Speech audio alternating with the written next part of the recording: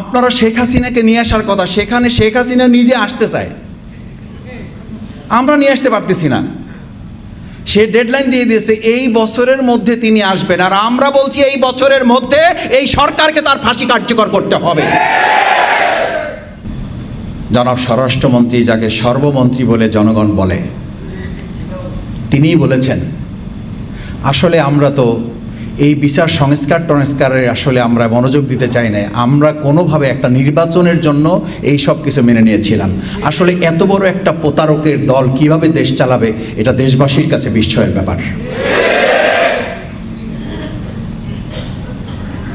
আপনাদের মনে আছে যে কোনো কিছু একটা হলেই তখন এই সব জাতীয় নেতৃবৃন্দ বলতেন এই সব সমস্যার সমাধান হচ্ছে একটা নির্বাচিত সরকার হলে সব ঠিক হয়ে যাবে। আচ্ছা, আমি জিজ্ঞেস করতে চাই, আজকে এই শহীদ পরিবারের সদস্যবৃন্দ এখনো চোখের পানি ফেলে কেন? তার মানে কি আমরা ধরে নেব জনগণ কি এটা মনে করবে, এই বিশ্বাস করলে কি অপরাধ হবে তাদের, যে 12ই ফেব্রুয়ারি আসলে নির্বাচিত সরকার এখনো আসে নাই, একটা ইঞ্জিনিয়ারিং সরকার এসেছে, সেই জন্য এখন এই বিচার সংস্কার হচ্ছে না? তাহলে আপনাদের কথাই তো আপনারা আসামি, আপনারাই তো বলেছিলেন একটা নির্বাচিত সরকারের এই সব সমস্যার সমাধান।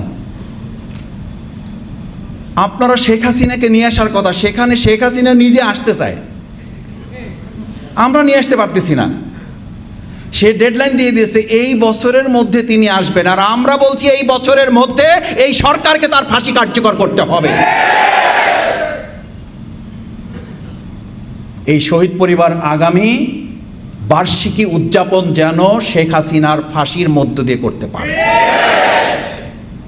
শুধু শেখ হাসিনা না, দুর্ভাগ্য এখন মডিফাই আওয়ামী লীগ তৈরি করা হচ্ছে, তাদেরকে আবার জামিন দেওয়ার জন্য সরকার, বিচার বিভাগ এবং কতিপয় বিচার কার্যের সাথে সম্পৃক্তরা প্রতিযোগিতায় লিপ্ত হয়েছে কে কত আগে তাদেরকে জামিন দিয়ে তাদের কাছে প্রিয় পাত্রে পরিণত হতে পারে।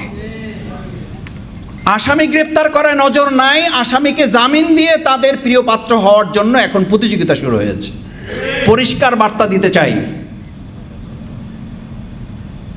জাতীয় সংসদের সদস্য হয়েছে আমরা, এইটা আমাদের কাছে গুরুত্বপূর্ণ না। আমাদের কাছে গুরুত্বপূর্ণ হইল 2009 সাল বা 2008 সাল থেকে যে রাস্তা থেকে আমরা তৈরি হয়েছি, ওই রাস্তাই হচ্ছে আমাদের কাছে প্রিয়।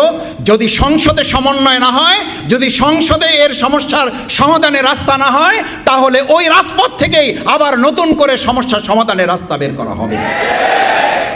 আমিরে জামাত বিরোধী দলের নেতা ডাক্তার শফিকুর রহমান খুব পরিষ্কার করে বলেছেন, যদি সংসদে এই জায়গায় সকল সমস্যার কেন্দ্রবিন্দু, সমাধানের কেন্দ্রবিন্দু এটা হয় আলহামদুলিল্লাহ, না হলে যেখানে মাননীয় স্পিকার বলে আমাদেরকে সময় নিতে হয়, আর মাননীয় স্পিকারও যখন বলে আপনার সময় শেষ, মাননীয় সংসদ সদস্য আপনি বসে যান, এই সংসদের বাইরেও কিন্তু একটা জায়গা বাংলাদেশে আছে যেখানে মাননীয় স্পিকারও বলা লাগে না, আর মাননীয় স্পিকারও বলে না মাননীয় সংসদ সদস্য আপনি বসেন, আপনার এখন এই কথা হা এবং নায়ে শেষ করে দেওয়া হবে। আমরা জনগণের কাছে হা এবং না নিয়ে যাব, জনগণের হায়ের ভোটে এই গণভোট বাস্তবায়ন হবে, বিচার হবে, সংস্কার হবে, মানবিক বাংলাদেশ বিনির্মাণ করে শহীদের রক্তের এবং তাকে চোখের পানির বদলা গ্রহণ করা হবে। সম্মানিত ভাই এবং বন্ধুগণ, শেষ কথা, সভাপতি মূলত কথা বলবেন, কর্মসূচি ঘোষণা করবেন। আজকে শুধু এতটুকু বলি, দেখেন এই সম্মানিত শহীদ পরিবারের সম্মানিত গর্বিত সদস্যবৃন্দ এবং আজকে এখানে যারা আসছেন, তাদের মাঝে যে আকুতিগুলো আছে, যে ইতিহাস জুলাই আগস্টে তৈরি হয়েছে, মুক্তিযুদ্ধের ইতিহাস যেমন আমাদের কাছে গুরুত্বপূর্ণ, ফ্যাসিবাদ মুক্ত একটা বাংলাদেশ বিনির্মাণে এই সমস্ত শহীদ আহত জুলাই যোদ্ধাদের ওই আন্দোলন ঠিক একইভাবে আমাদের কাছে গুরুত্বপূর্ণ। কিন্তু আমরা লক্ষ্য করছি শহীদ ওসমান হাদির বিচার, তার ইতিহাস, এই শহীদ পরিবার জুলাই যোদ্ধাদের ইতিহাস এখন সিলেবাসে অন্তর্ভুক্ত করতে এই সরকার নাকি আর আগ্রহ দেখাচ্ছে না।